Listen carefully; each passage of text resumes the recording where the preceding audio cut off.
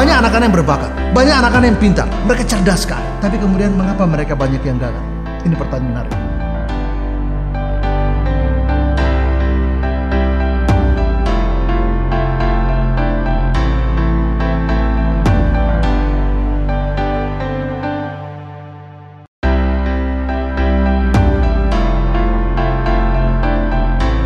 Tema saya adalah merencanakan masa depan anak Anda.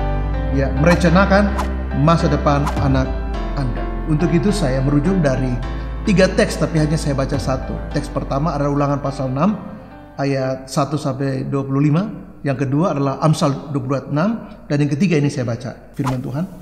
Ya. Sebab itu janganlah kamu khawatir akan hari besok, karena hari besok mempunyai kesusahannya sendiri. Kesusahan sehari cukuplah untuk sehari. Nah, Yesus mengingatkan ada 2 hal yang penting di teks ini. Yang pertama, bahwa sebagai orang percaya, buanglah segala bentuk kekhawatiran, kecemasan tentang masa depan. Apakah masa depan kita ataupun anak-anak kita. Ini sangat penting. Jadi, Yesus mengatakan kepada kita bahwa kekhawatiran, kecemasan tentang masa depan kita dan anak-anak kita, itu hal yang wajar yang ada bagi semua orang. Tapi bagi orang yang percaya Yesus, ini tantangan supaya kita meninggalkan kekhawatiran dan kecemasan seperti itu. Kenapa? Kenapa begitu? Karena Yesus ingin mengatakan bahwa yang penting kita tahu bahwa ketika kita dalam Yesus, kita punya masa depan, bahkan lebih dari masa depan. Apa itu? Yaitu hidup yang kekal di dalam Dia. Nah, hidup kekal itu melampaui masa depan. Masa depan dimaksud adalah hari tua, anak-anak sekolah, kuliah, punya pekerjaan, punya rumah tangga, punya istri, punya suami, punya anak, punya cucu. Dan kita sebagai orang tua membayangkan itu begitu indah. Dan itu yang kita mau masa depan. Tidak. Masa depan melampaui itu. Yaitu ketika kita percaya Yesus, Yesus menjamin, Dia menjamin sendiri bahwa orang yang percaya Yesus siapapun memperoleh hidup yang kekal, dan itu melampaui masa depan. Oleh karena itu, orang tua harus mengajar anak-anak untuk mencintai kebenaran. Ini sangat penting. Jadi bukanlah kita takut sama masa depan, karena Allah menyediakan masa depan yang terbaik bagi kita, yaitu hidup yang kekal melampaui masa depan itu sendiri. Dan itu pasti, sehingga tidak harus membuat kita tenggelam dalam ketakutan dan kecemasan. Dan kalau Yesus katakan bahwa yang terutama ialah mengejar kebenaran, ya, mengutamakan kerajaan dan kebenarannya, maka itu yang seharusnya menjadi prioritas kita sebagai orang tua. Itu yang harusnya menjadi, ya, istilahnya fokus kita.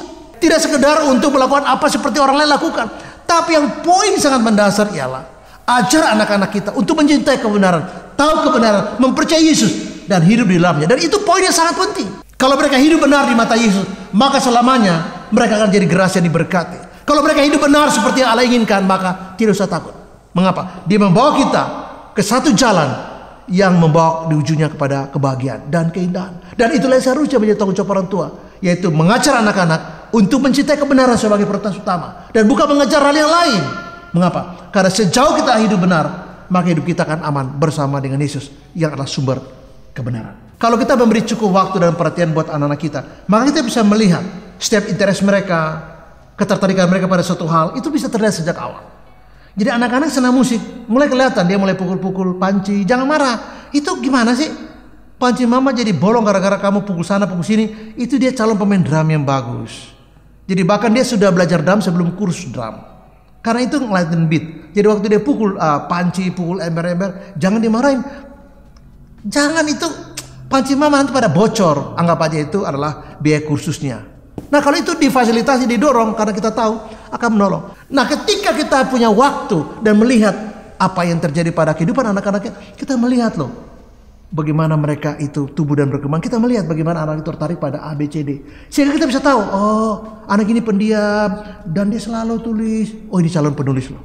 Atau anak-anak yang dia kebanyakan di kamar menyendiri dan dia kutak-kutik sesuatu, kita perhatiin. Dek, bikin apa sih dia? Ini, oh. Berarti anak ini cocok kerja di bagian riset. Nah, mungkin itu bakat yang Tuhan sedang perlihatkan. Jangan kita marah atau salah paham, karena Tuhan sedang memperlihatkan kepada kita orang tua benih-benih apa yang Tuhan mulai perlihatkan dalam diri anak-anak kita.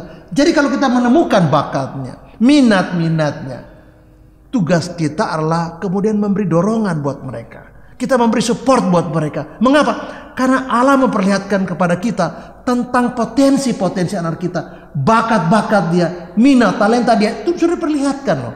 Tapi kalau kita sibuk, kita tidak punya waktu, kita tidak mengerti mereka, dan ada kita marah-marah, bukan saja kita tidak bisa melihat bakat mereka, mungkin kita mematikan bakat mereka. Dan itu tidak benar. Jadi kalau kita memberi waktu cukup, memberi perhatian cukup, sejak kecil Tuhan akan memperlihatkan interest anak-anak di bidang apa, ketertarikan di bidang apa. Itu menjadi indikator bahwa itu bakat dan minat yang sejak awal sudah Tuhan perlihatkan. Dan kita tinggal memberi dorongan, memberi supporting buat mereka supaya mereka mengembangkan itu sebagai bagian dari skill di masa depan dia. Hal yang terakhir saya ingin menutup renungan saya yang mengatakan bahwa orang tua perlu berdoa dan fasilitasi anak. Kalau kita sudah lihat ini bakatnya, minatnya kita lihat, interestnya kita lihat, bagian berikut adalah kita memberi dukungan doa buat dia. Kita mendoakan dia dan bantu untuk fasilitasi dia. Nah, saya ingin mengatakan begini, ada satu hal yang menarik adalah begini.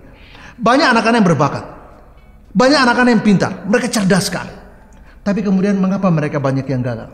Ini pertanyaan menarik. Anak-anak itu cerdas, saya menemukan beberapa anak yang cerdas sekali.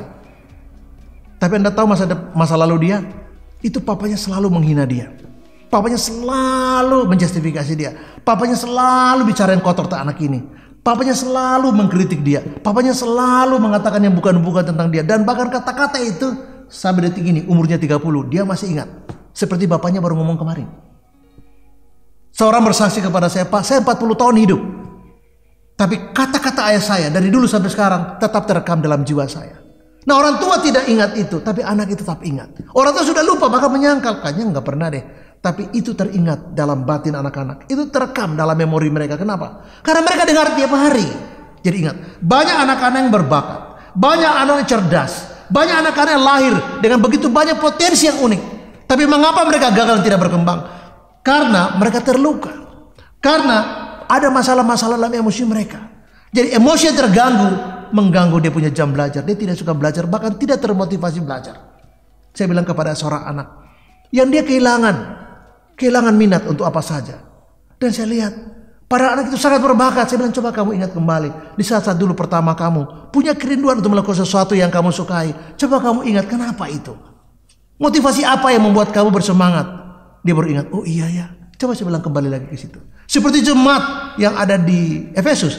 Waktu awalnya mereka sangat bersemangat. Tapi di kitab Wahyu jemaat ini tegur. Mengapa? Karena kasih mereka merosot. Karena cinta mereka merosot. Karena motivasi mereka merosot. Dan ini diingatkan kembali oleh Tuhan Yesus lewat tulisan Rasul Yohanes. Supaya jemaat Efesus kembali. Karena mereka telah begitu jauh dari kasih mereka yang semula. Nah, dalam cinta juga begitu. Dalam pernikahan, kalau kita tidak rawat akan merosot. Dan satu hari dingin dan hambar. Dan kalau sudah begitu, ini rawan buat pernikahan. Saya ingin mengatakan bahwa banyak anak-anak yang sekalipun lahir dengan begitu kecerdasan yang unik. Mereka punya potensi luar biasa. Mereka pintar. Tapi karena mereka terluka, mengapa? Tiap hari orang tua bertengkar. Jadi orang tua punya kewajiban mendoakan mereka, tapi juga memberi teladan.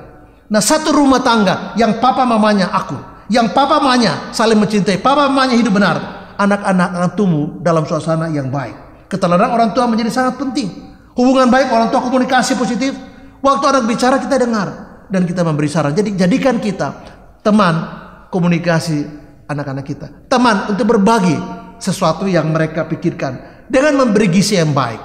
Ya, kamar yang baik, fasilitas yang cukup.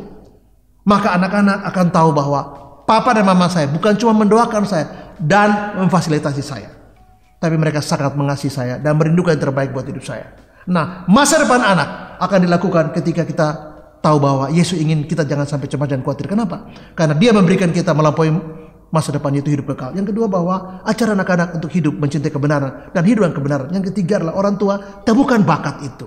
Temukan minat itu, ketertarikan itu. Sejak mereka kecil, beri waktu, beri perhatian dan memberi dukungan buat mereka. Dan yang terakhir adalah doakan dan fasilitasi mereka. Ingat bahwa banyak anak cerdas menjadi tidak berhasil dan gagal karena mereka terluka. Jangan sampai kita melukai mereka. Pastikan bahwa kita mendoakan dan fasilitasi mereka, tapi juga ingatkan bahwa kita harus menunjukkan bahwa betapa kita merindukan kebaikan dia dan anak itu tahu bahwa mamanya sayang kepada dirinya. Terus memberkati dan shalom, amin.